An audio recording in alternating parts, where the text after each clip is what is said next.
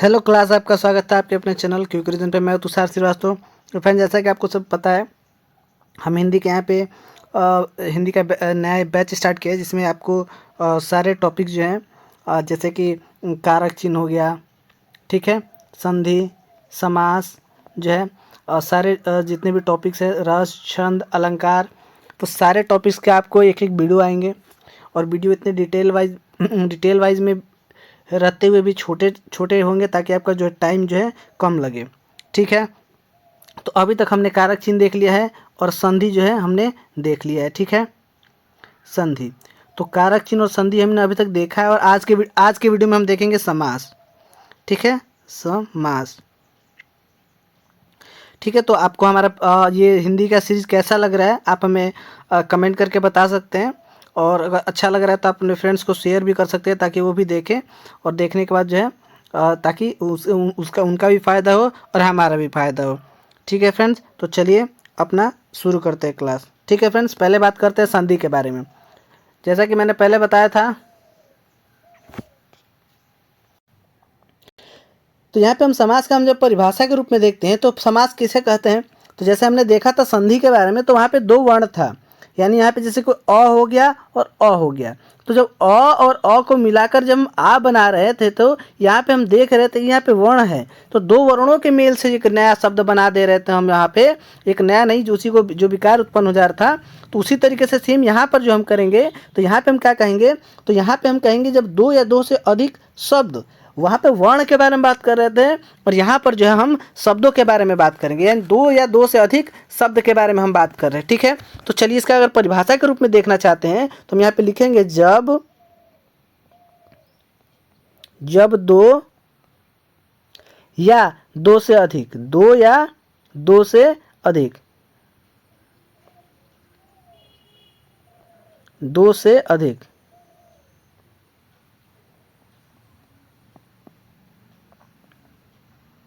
दो या दो से अधिक शब्दों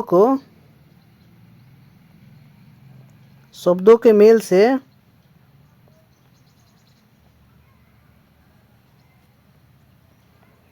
नया शब्द बनता है,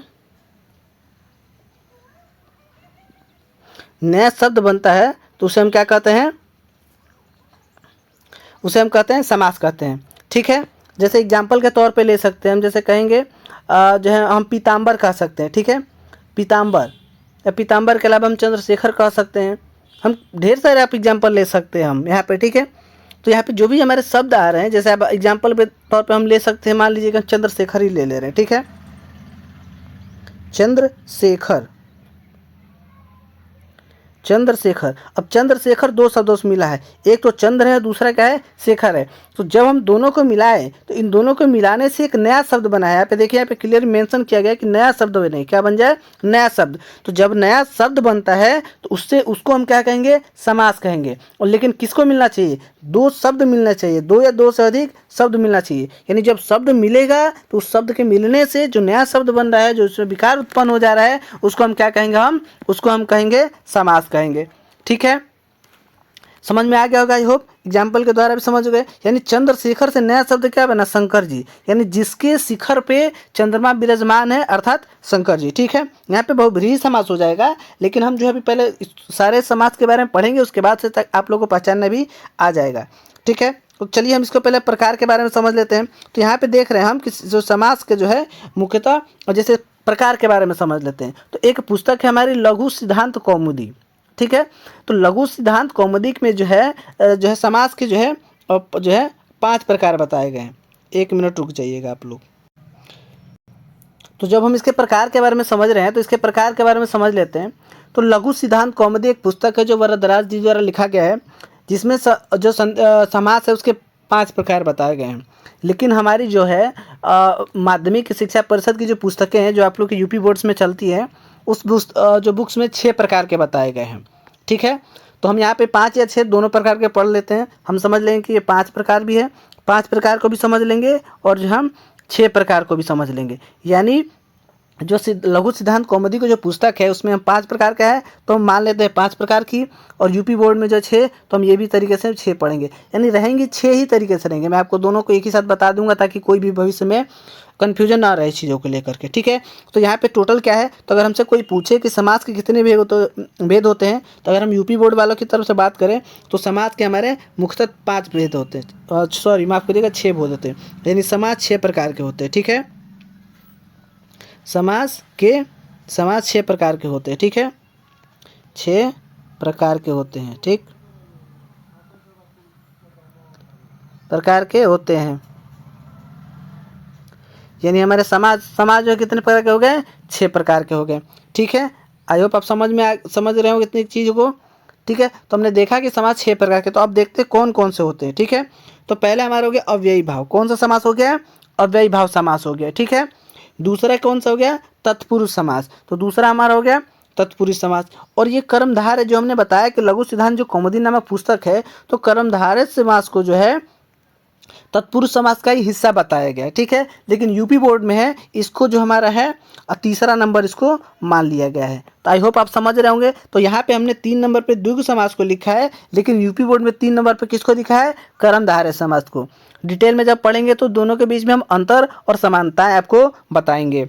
आगे देखिए तो 3 नंबर पे क्या कर रहा है, द्विगु समास हो गया हमारा, ठीक है। और हम यूपी बोर्ड के हिसाब से बोलेंगे तो ये 4 नंबर का हो जाएगा। तो आप 3 4 कोई भी कर लीजिए, कोई मतलब इस बात से नहीं है। फिर कह रहा है द्वंद्व समास, तो द्वंद्व समास हमारा हो गया। फिर अगला है बहुब्रीहि समास, यानी टोटल मिला के 3 और 1 3 4 5 और 6, यानी टोटल ये हमारे क्या हो गए, 6 प्रकार के हो गए हमारे समास, ठीक है। अगर आपको लघु सिद्धांत के हिसाब से कोई पूछे तो यहाँ पर बता सकते हैं कि तत्पुरुष समास के अंदर ही जो है कर्मधारय समास आता है, ठीक है। तो हमारे समाज जो है कितनी प्रकार के हो गए, 6 प्रकार के हमारे समास हो गए। कोई पूछे कितने प्रकार, 6 प्रकार से हम बोलेंगे। अब चलिए एक एक प्रकार को हम विस्तार में पढ़ने की कोशिश करते हैं। तो चलिए आगे देखते हैं, आगे क्या कह रहा है हमारा अव्ययी भाव, यानी पहला हमारा जो समास है कौन सा है, अव्ययी भाव समास है, ठीक है। अब अव्ययी भाव बात समास में समझते हैं। जैसे कि मैंने पहले ही बताया आपको यहाँ पे थोड़ी देर पहले ही कि जब भी हम बात करेंगे समास की, तो समास में हमारे 2 शब्द होंगे, क्या होंगे, 2 शब्द होंगे। ध्यान से समझिएगा, 2 शब्द होंगे। तो 2 शब्द के बारे में क्या बात कर रहे हैं, यानी हमारा कोई भी हम एक एग्जाम्पल ले लेते हैं। जैसे हम बात करते हैं प्रत्येक, ठीक है, क्या बात करते हैं, प्रत्येक का हम बात कर लेते हैं, ठीक है, प्रत्येक, ठीक है। अब प्रत्येक का जब बात करें तो प्रत्येक हमारा 2 शब्दों से मिलकर बना है, प्रति अब प्लस एक, ठीक है, प्रति और प्लस हमारा एक, ठीक है।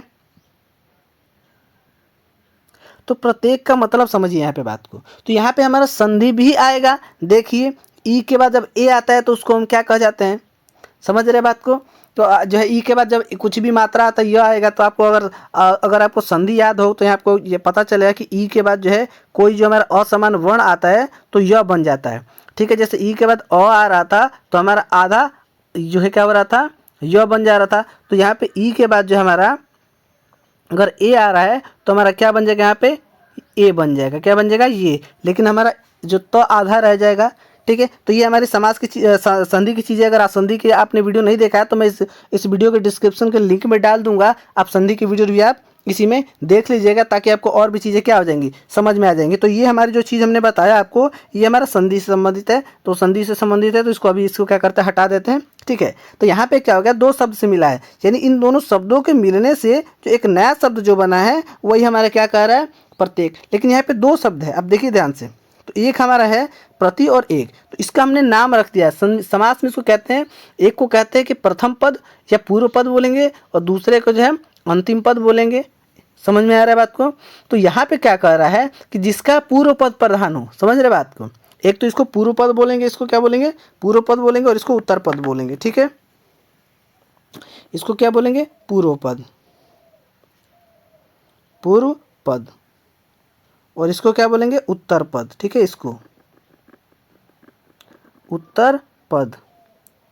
तो इसका मतलब ये है कि अगर हमारा पूर्व पद प्रधान है तो कौन सा समास हो जाएगा, अव्ययी भाव समास हो जाएगा। अब ध्यान से समझिए, प्रधान का मतलब क्या है।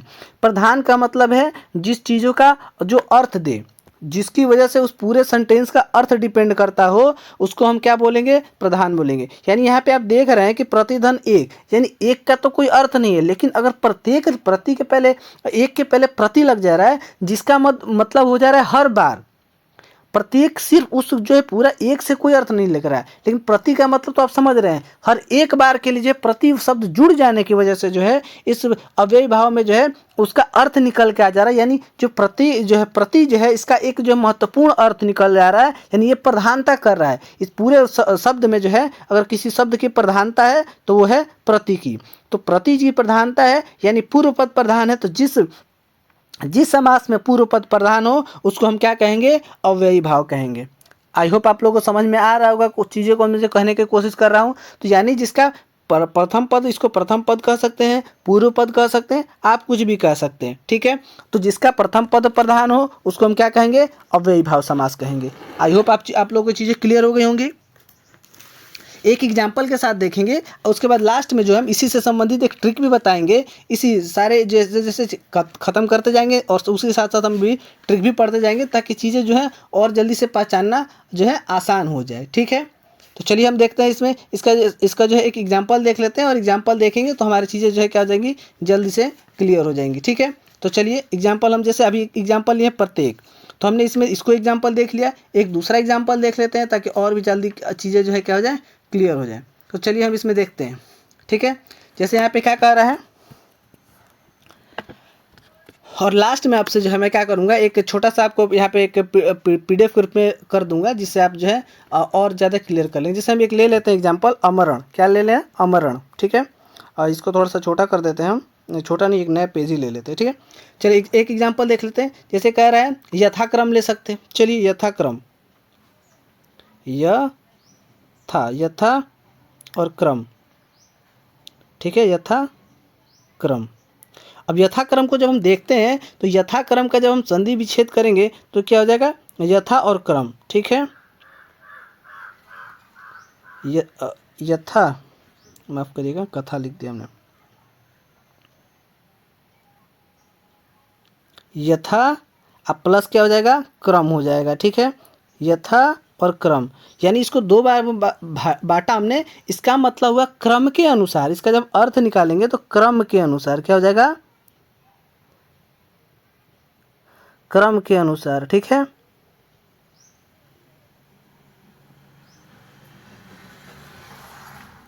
यानी जब क्रम के अनुसार के बारे में हम बात करेंगे तो इसमें अर्थ को समझिए। क्रम का बात क्या होता है, एक सीक्वेंस, एक नंबर के बारे में फिर से बात कर रहा है, लेकिन यहाँ सिर्फ यथा लग जाने के अनुसार, के अनुसार हो जा रहा है, यानी पूरा अर्थ में जो है क्या हो जा रहा है, परिवर्तन हो जा रहा है। इसका मतलब इसमें कौन सा समास हो जाएगा, हमारा अव्ययी भाव समास हो जाएगा। एक और एग्जाम्पल ले सकते हैं हम, जैसे लिख सकते हैं अमरण। क्या लिख सकते हैं, आमरण, ठीक है, आमरण, आमरण। तो आमरण में हम देख सकते हैं, तो जब इसका हम संधि विच्छेद करेंगे तो क्या हो जाएगा, आ हो जाएगा और मरण हो जाएगा, ठीक है। आ हो जाएगा और प्लस क्या हो जाएगा, मरण, ठीक है। अब देखिए मरण का अर्थ तो मृत्यु होता है, लेकिन आमरण मतलब हो जाता है मरने तक। क्या हो जाएगा, इसका अर्थ हम जब देखेंगे तो क्या हो जाएगा, मरने तक। यानी ये पूरा अर्थ किसके ऊपर डिपेंड कर दिया, आ लग जाने की वजह से उसके अर्थ में जो है क्या हो गया, परिवर्तन हो गया, और इसी के ऊपर क्या हो गई, चीज़ें निर्भर कर रही हैं, ठीक है। तो इस तरीके से हम समझ सकते हैं कि ये हमारा कौन सा समास हो जाएगा, अव्ययी भाव समास में हो जाएगा। चलिए आगे देख लेते हैं, और आगे हमारा दूसरा जो है तत्पुरुष समास है, ठीक है।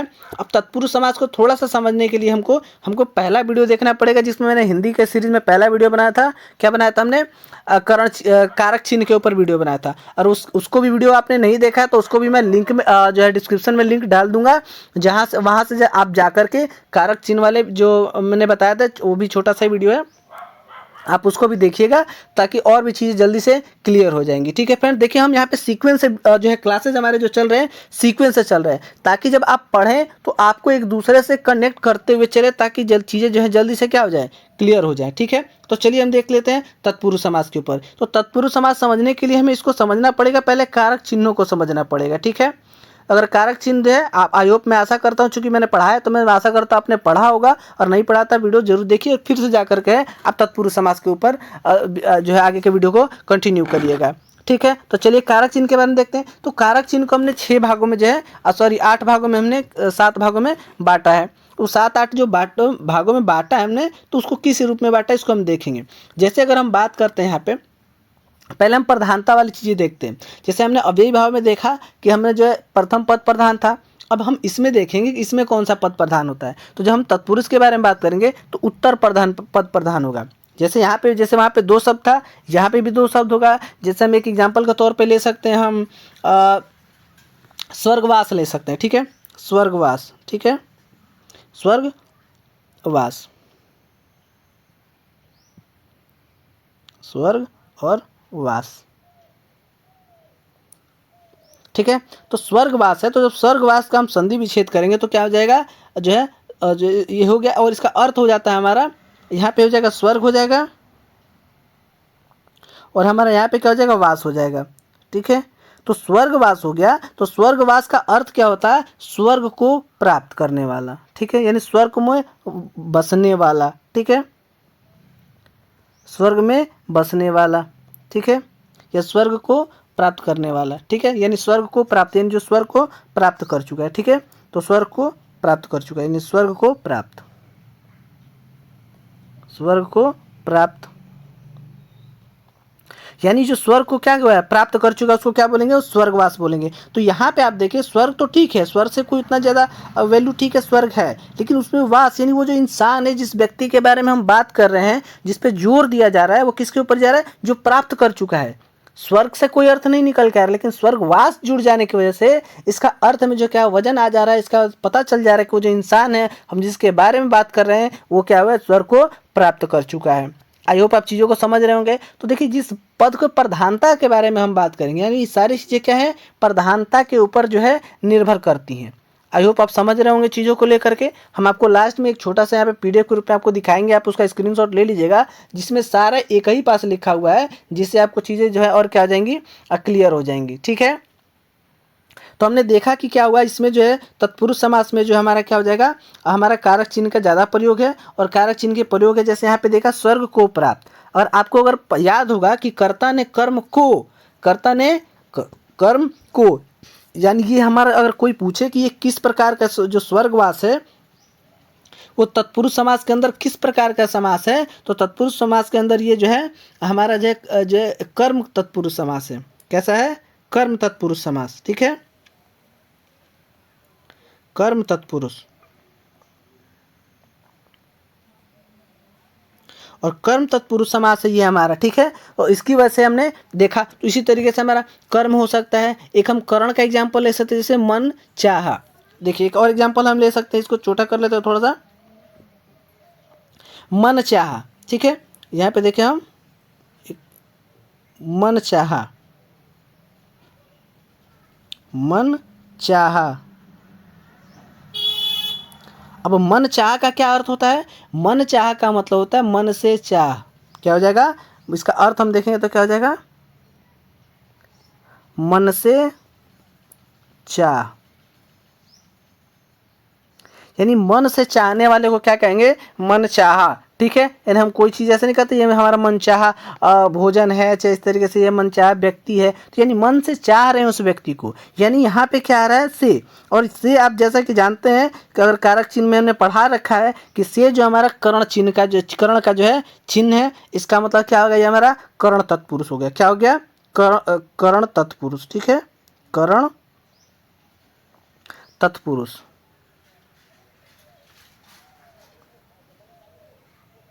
करण तत्पुरुष है हमारा।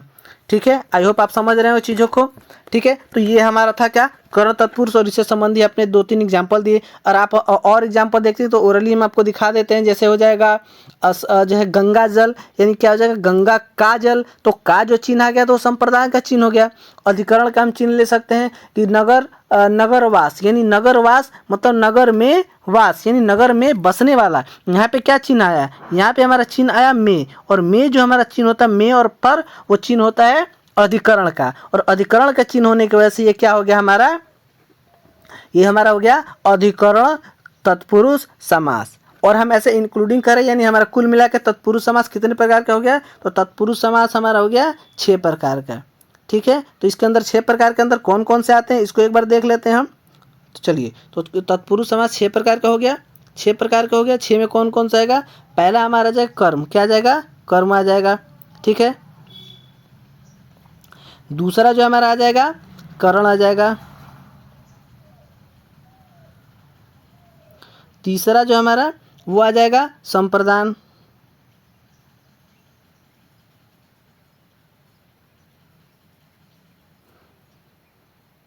चौथा हमारा जो है आ जाएगा अपादान आ जाएगा।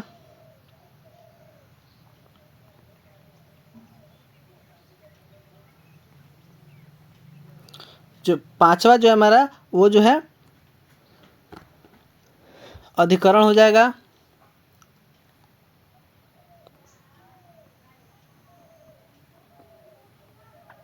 और छठवां जो हमारा हो जाएगा संबंध हो जाएगा, ठीक है।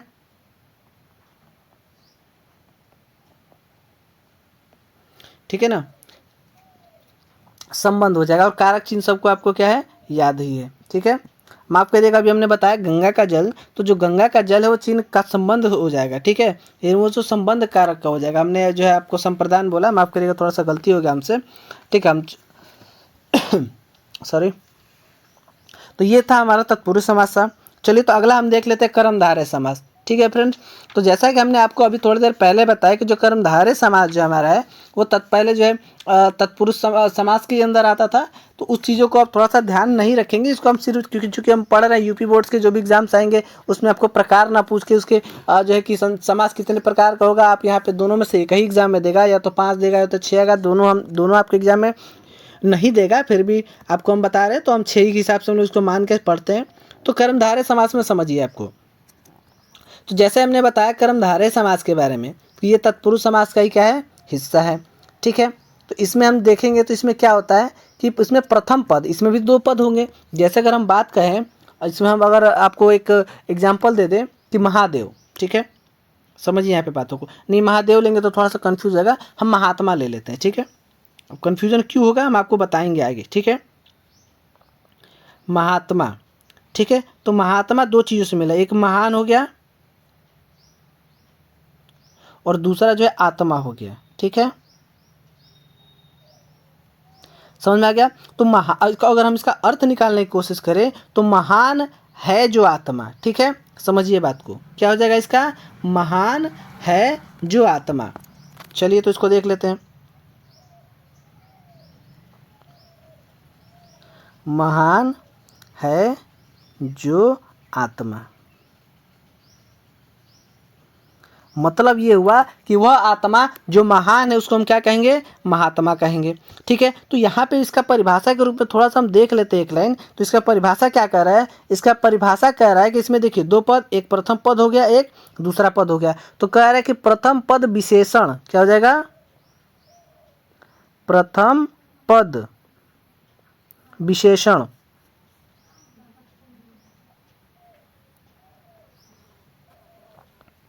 तो प्रथम पद विशेषण हो गया और तथा द्वितीय पद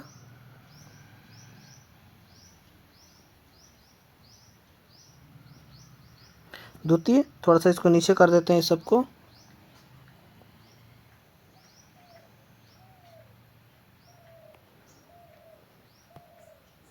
और इनको थोड़ा सा इधर कर देते हैं।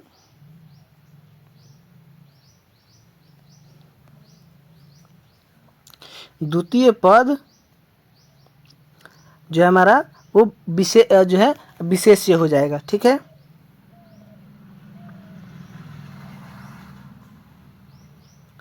ठीक है, यानी इसमें जो प्रथम पद होगा वो क्या होगा? विशेषण होगा, और द्वितीय पद जो हमारा क्या हो जाएगा? वो विशेष्य होगा। तो इस तरीके से रखेगा तो यहाँ पे देख लीजिए, प्रथम पद क्या है? यहाँ विशेषण है, यानी महानता क्या है? ये एक विशेषण है, विशेषता बता रहा है। और ये क्या है? आत्मा जो है क्या है? उसी के बारे में विशेषता बताया जा रहा है, इसलिए क्या हो गया? विशेषण हो गया, ठीक है। चलिए, क्या हो गया? हमारा विशेषण हो गया। आई होप आप चीज़ों को समझ रहे होंगे। तो ये हमारा था कर्मधारय। इसका एक और एक दो एग्जाम्पल हम देख लेते हैं। तो इसका एक और एग्जाम्पल लेते हैं, जैसे हम लिख लेंगे एग्जाम्पल ले लेते हैं नील गाय, ठीक है। क्या आ जाएगा? नील गाय, ठीक है ना। अब नील गाय का कैसे हम जब विच्छेद करेंगे? तो नील गाय, तो नील गाय का हम कैसे हो गया, तो नीला है जो गाय, इसका जब हम विच्छेद करेंगे तो क्या हो जाएगा, नीला है जो गाय। ठीक है, नीला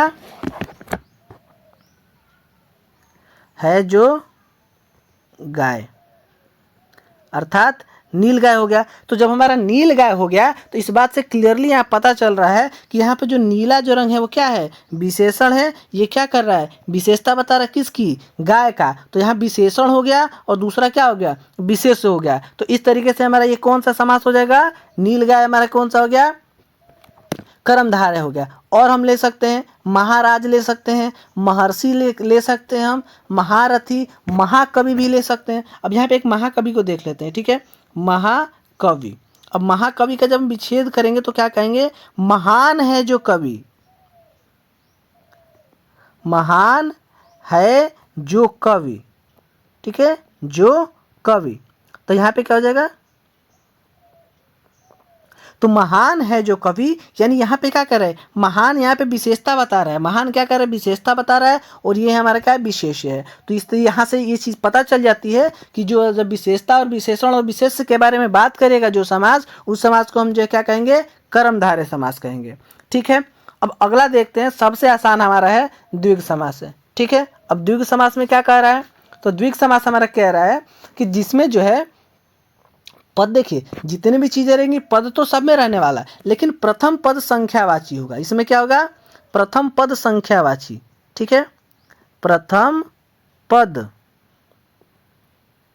संख्यावाची, संख्या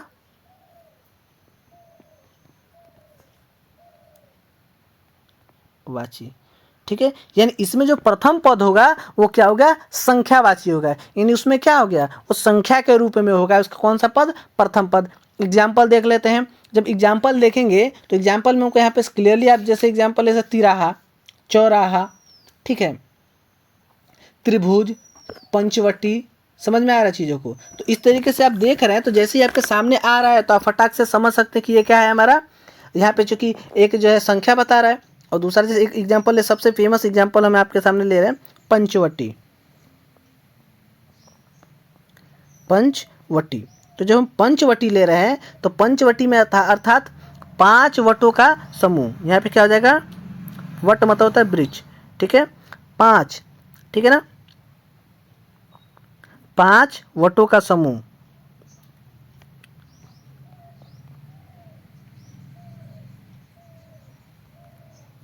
एक मिनट,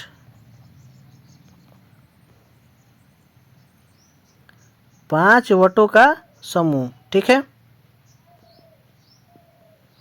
तो यहाँ पे हमारा क्या होगा, चूंकि यहाँ पे प्रथम पद हमने अभी बताया कि जो प्रथम पद हमारा क्या होगा, अगर संख्यावाची होता है तो उसको हम क्या कहेंगे, हम अपना कहेंगे द्विगु समास कहेंगे। ठीक है, आप और एग्जाम्पल ले सकते हैं, तिराहा, शताब्दी, ठीक है, चौराहा, हमको ढेर सारे एग्जाम्पल है हमारे पे, त्रिफला भी ले सकते हैं हम। ठीक है, तो यहाँ पे आप चतुर्फल ले, अष्टाध्यायी ले सकते हैं। देखिए अष्टाध्यायी ले सकते हैं, पारणी जी द्वारा लिखा गया अष्टाध्यायी, तो इसको भी हम ले सकते हैं एग्जाम्पल के तौर पे। क्या है, अष्टाध्यायी, ये पारणी जी के द्वारा लिखा गया है। और बहुत बार जब मैं पूछता है कि अष्टाध्यायी किसके द्वारा लिखा गया, तो अष्टाध्यायी जो है वो पारणी जी के द्वारा लिखा गया है। ठीक है, अष्टाध्यायी। अब अष्टाध्यायी मतलब क्या हो गया, 8 अध्यायों का समूह। क्या हो जाएगा, 8 अध्यायों का समूह, अध्यायों का समूह। ठीक है, यानी इसमें क्या होगा, जब 8 अध्याय आएंगे, उनका समूह होगा, तो हमारा क्या हो जाएगा। तो यहाँ भी हम देख सकते हैं कि यहाँ पे पहला पद क्या आ गया, संख्यावाची। तो जब भी आप भी संख्यावाची देखिएगा बिना टेंशन, अच्छा नाम में भी देखिए, यहाँ पे नाम में भी आपको क्या आ रहा है, द्विग दिख रहा है, और नाम में भी द्वि, यानी नाम में खुद ही जब यहाँ पे संख्या लगा हुआ है तो इसके अंदर जो समास भी आएगा वो भी क्या होगा, संख्यावाची ही होगा। आई होप आपको समझ में आ गया होगा। चलिए हम अगला देखते हैं, द्वंद्व समास। देखिए फ्रेंड्स, द्वंद्व समास जो भी क्या है, इसमें ये बहुत ही इंपॉर्टेंट है, और पहचानना तो सबसे आसान इसी को पहचानना है। अब कैसे आप पहचानेंगे इसको भी देख लीजिए। इसमें क्या होता है, प्रथम और द्वितीय दोनों पद प्रधान होता है। अब देखते हैं दोनों पद प्रधान कैसे होता है। चलिए इसको ध्यान से देखते हैं थोड़ा सा। इसमें क्या लिखेंगे, दोनों पद प्रधान। ठीक है, दोनों पद प्रधान, अब कैसे दोनों पद प्रधान होता है इसके बारे में भी थोड़ा सा जान लेते हैं। जैसे कि अभी तक हमने देखा कि समास में दो पद होते हैं, एक पूर्व पद होता है, एक उत्तर पद होता है, या एक प्रथम पद होता है, एक द्वितीय पद होता है। आपको जो नाम से जानना है आप उसको क्या कर सकते हैं, जान सकते हैं। ठीक है, अब इसको नाम से जानने के बाद हम देखते हैं, इसमें हमने बोला कि दोनों पद क्या होंगे, प्रधान, यानी सभी पद, इसको हम बोल सकते हैं कि सभी पद हमारा क्या होंगे, पर जो है प्रधान होंगे। तो अब किस तरीके से प्रधान होते हैं इसके बारे में समझ लेते हैं। एग्जाम्पल में हम समझेंगे भाई बहन, क्या हो जाएगा,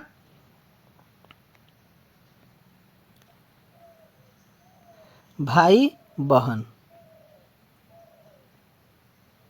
अब यहाँ पे देखिए दोनों पद यानी भाई का और बहन का दोनों पद प्रधान है। यहाँ पे दोनों से किसी का आप सोचे कि एक कोई दूसरे को डोमिनेट कर रहा है, तो ऐसा कुछ नहीं है। दोनों का अपना एक अलग अस्तित्व है, दोनों का एक अपना अलग मतलब है। तो एक दूसरे के ऊपर कोई भी जो है वो जो दबाव डालने की कोशिश नहीं कर रहा है। अर्थ का जो है दबाव यहाँ पे बात कर रहे हैं हम।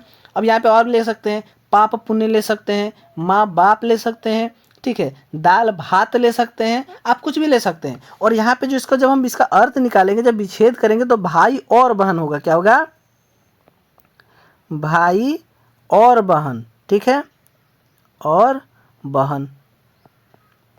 दाल रोटी ले सकते हैं हम, दाल रोटी। और हम इसको कैसे पहचानेंगे, तो यहाँ पे इसका अर्थ निकालेंगे तो क्या हो जाएगा, दाल और रोटी, दाल और रोटी। तो दाल रोटी हो गया। और क्या हो सकता है, यहाँ पे हम कोई भी ऐसे राम कृष्ण ले सकते हैं, सूर्य चंद्र ले सकते हैं, ठीक है। आप कुछ भी एक उठाइए और जिसके बीच में योजक चिन्ह, यानी यहाँ पे आप देख रहे हैं यहाँ पे क्या लगा है, योजक चिन्ह लगा है, जिसका अर्थ और के रूप में हम यहाँ पे व्याख्या कर रहे हैं। तो इस तरीके से जब भी आप देखें तो आंख बंद करके जो है आप यहाँ पे द्वंद्व समास मार सकते हैं, ठीक है। यहाँ पे दोनों देखिए ज़्यादा चांसेस क्या रहते हैं, अपोजिट चीज़ों को एक साथ लिखने की इसमें कोशिश की जाती है, ठीक है। जैसे पिता और पुत्र लिख सकते हैं, समझ में आ रहा है चीज़ों को, ठीक है। नर नारी लिख सकते हैं हम, ठीक है। कुछ भी लिख सकते हैं हम, बस लिखेंगे, बीच में योजक चिन्ह आएगा, फटाक से हम क्या समझ लेंगे, ये हमारा द्वंद्व समास है। आई होप आप द्वंद्व समास समझ में आ गया होगा। चलिए अगला देखते हैं। तो अगला हमारा क्या है, बहुब्रीहि समास। और बहुब्रीहि समास, और ये हमारा क्या है, अंतिम समास है और सबसे इंपॉर्टेंट समास है। देखिए पहला समास और दूसरा समास और तीसरा, जैसे हम आगे आगे बढ़ते जाते हैं उसी तरीके से हम देख रहे हैं कि पदों की प्रधानता जो है आगे की तरफ बढ़ती जाती है। अव्ययी भाव में हमारा प्रथम पद प्रधान था, तत्पुरुष समास में जो हमारा द्वितीय पद प्रधान था, द्वंद्व समास में जो हमारा जो है अब वो दोनों पद प्रधान था। और जब हम बहुब्रीहि समास के बारे में हम बात करेंगे तो बहुब्रीहि समास जो हमारा उसमें तीसरा पद प्रधान होता है। कौन पद प्रधान होता है, तीसरा पद, लिख देते हैं यहाँ पे, तीसरा पद प्रधान। इसको मिटा के सही से लिख देते इसको, तीसरा पद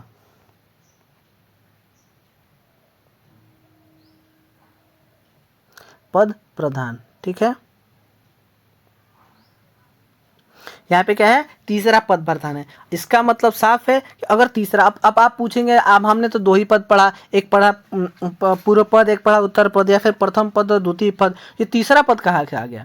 तो देखिए तीसरा पद कहने का मतलब किसी अन्य चीज के बारे में बात करें। जैसे हमने अभी आगे एग्जाम्पल लेता महादेव के बारे में कहा था, तो महान है जो देव। देखिए हम अगर किसी स्पेशल भगवान के बारे में नहीं बात कर रहे हैं, माफ करिएगा, यहाँ पे अगर हम किसी स्पेशल भगवान के बारे में नहीं बात कर रहे हैं तो वहाँ पे हमारा कौन सा समास हो जाएगा, कर्मधारय समास हो जाएगा। समझिए चीज़ों को, हम 1 मिनट बता रहे हैं आपको। तो देखिए यहाँ पर जो हमने बोला कि तीसरा पद प्रधान है, जैसे हमने महादेव का एग्जाम्पल भी दिया, तो उसमें हमने बताया आपको कि महान है जो देव। तो महान है जो देव, अब यहाँ पे समझिए, तो महान है जो देव, अगर हम यहाँ पे शंकर जी के बारे में बात कर रहे हैं तो दूसरी बात हो गई। लेकिन हम सिर्फ किसी ऐसे इंसान के, ऐसे भगवान के बारे में बात कर रहे हैं जो महान है, तो ऐसे भगवान के जब बारे में बात करेंगे तो वहाँ पे हमारा कर्मधारय समास होगा। क्योंकि यहाँ पे देख रहे किसी वहाँ पे सिर्फ जो है विशेषता के बारे में बात कर रहा है, किसी भगवान के, देवता के महानता के बारे में बात किया जा रहा है, ठीक है। महान है जो देव, महान है जो देव, है जो देव, समझिए यहाँ पे बात को, महादेव, देव। और हम यहाँ पे बात कर रहे हैं महादेव, महादेव अर्थात शंकर जी, अर्थात शंकर जी। यहीं से आपको चीज़ें क्लियर हो जाएंगी हम जो बहुब्रीहि समास कहना चाह रहे हैं। तो यहाँ पे आप देख रहे हैं कि महान है जो देव, यहाँ किसी देवता के बारे में, देवता की महानता के बारे में बताया जा रहा है, समझ रहे हैं। और यहाँ पे बता रहे हैं कि जो महादेव हैं वो कौन है, वो शंकर जी हैं। यानी ये सिर्फ स्पेशल इन्हीं के लिए चीज़ें मेंशन की गई हैं। तो जो भगवान महान हैं वो कौन है, शंकर जी हैं। और यहाँ पे बात कर रहा है कि कोई ऐसे भगवान है, कोई रैंडम से कोई भगवान है जो क्या है, महान है, कोई इंसान है वो क्या है, महान है। तो इस कंडीशन में हम बात कर रहे हैं तो ये हमारा क्या हो जा रहा है, ये हमारा हो जाएगा कर्मधारय समास। क्या हो जाएगा, कर्मधारय समास। क्योंकि यहाँ पे विशेषण और विशेष्य के बारे में बात की जा रही है। लेकिन अगर हम इसकी बात करें तो ये हमारा बहुब्रीहि हो जाएगा। क्या हो जाएगा, बहुब्रीहि। अब बहुब्रीहि होने का वजह क्या हुआ, ये यही हुआ कि ये हमारा जो है तीसरा पद, ना तो इसमें ना तो कोई महानता के बारे में बात हुआ और ना कोई देव के बारे में बात हुआ। यहाँ तो शंकर जी आ गए, तो शंकर जी आ गए यानी तीसरा पद ही प्रधान हो गया। दो अर्थ, दोनों शब्द थे और दोनों में से किसी की प्रधानता नहीं हुई, किसी का अर्थ नहीं निकल के आया, कोई तीसरा अर्थ निकल के आ गया। एग्जाम्पल में देख लेते हैं हम। एग्जाम्पल हमारा क्या हो जाएगा, एग्जाम्पल हो जाएगा पवन पुत्र हो जाएगा। क्या हो जाएगा, पवन पुत्र। अब पवन पुत्र कैसे हो जाएगा, अब पवन पुत्र में जब हम लिखेंगे इसको पवन पुत्र, अब पवन पुत्र के बारे में बात करते हैं तो इसका अगर हम अलग अलग विच्छेद करें तो पवन का पुत्र, देखिए यहाँ पे पवन का पुत्र, पवन का पुत्र। अब यहाँ पे हम बात करें पवन का पुत्र, तो ये पवन का कोई पवन है, उनके कोई पुत्र होंगे, हमको नहीं पता है। तो ऐसे कंडीशन में हमारे यहाँ पे देखेंगे क्या हमारा कारक चिन्ह आ गया। कारक चिन्ह आने की वजह से ये हमारा क्या हो जाएगा, तत्पुरुष समास। क्या हो जाएगा, तत्पुरुष हो जाएगा। लेकिन अगर हम बात करें कि पवन पुत्र अर्थात हनुमान जी, क्या हो जाएगा, अर्थात हनुमान जी, हनुमान जी। तो जब हनुमान जी के बारे में बात कर रहा है तो ये क्या हो गया, ना तो ये पवन के बारे में बात कर रहा है और ना उनके पुत्र के बारे में बात कर रहा है, ये तो हनुमान जी के बारे में बात कर रहा है। अर्थात सीधा सीधी इसका मतलब हो गया कि जो तीसरा पद प्रधान हो जाए वहाँ पे हमारा क्या हो जाएगा, तत्पुरुष समास हो जाएगा। आप यहाँ पे ढेर सारे एग्जाम्पल ले सकते हैं, लंबोदर, नीलकंठ, ठीक है, नीलकंठ, नीला है जो कंठ। अब नीला कंठ किसी के नीले कंठ के बारे में बात करेंगे तो कर्मधारय हो जाएगा, नहीं तो अगर शंकर जी के बारे में बात करेंगे तो बहुब्रीहि समास हो जाएगा। लंबोदर, ठीक है, दामोदर, फिर दशानन। अब दशानन देखिए यहाँ पे दशानन बहुत पूछता है एग्जाम में, ठीक है, तो दशानन के बारे में समझिए। दशानन एक एग्जाम्पल है, बस लास्ट है और यहीं पे बंद करते हैं, ठीक है। दशानन, दशानन। अब दशानन का मतलब क्या हुआ, 10 आनन है जिसके, 10 आनन है जिसके, यानी 10 सिरों वाला, ठीक है, अर्थात रावण, अर्थात रावण। तो रावण के बारे में बात कर रहा है, तो रावण जब आ गया यानी यहाँ पे तीसरे व्यक्ति के बारे में बात कर रहा है, उसको सर से कोई लेना ही देना नहीं है, उसके अर्थ में कोई नहीं आ रहा है, उसका नाम से रावण हमने बोल दिया, तो इसका मतलब ये हो गया कि हमारा कर्मधारय समास हो गया। लेकिन अगर हम यहाँ पे गिनती के बारे में बात करें तो हमारा कौन सा समास हो जाएगा, द्विगु समास हो जाएगा। मैंने बताया अभी तक यहाँ पे द्वि आ रहा है, इसकी वजह से क्या हो जाएगा, हमारा द्विग समास हो जाएगा। द्विग समास हो गया, आई होप समझ में आ गया चीज़ों को, ठीक है। तो ये चीज़ें थी हमारी, तो हम देखते हैं इसके बारे में कि क्या चीज़ें चल रही हैं। और तो है इसी के साथ अपने वीडियो को हम यहीं पे जो है ख़त्म करते हैं। ज़्यादा वीडियो बड़ा नहीं बनाएंगे। अगर आपको हमारा वीडियो कैसा लग रहा है और अच्छा लग रहा है तो आप हमको जो है शेयर करिए, आप हमको इसको सपोर्ट करिए, इसको लाइक कीजिए, कुछ कमेंट करिए, ठीक है। तो चलिए हम आज के लिए वीडियो बस यहीं पर रखते हैं। जय हिंद, जय भारत।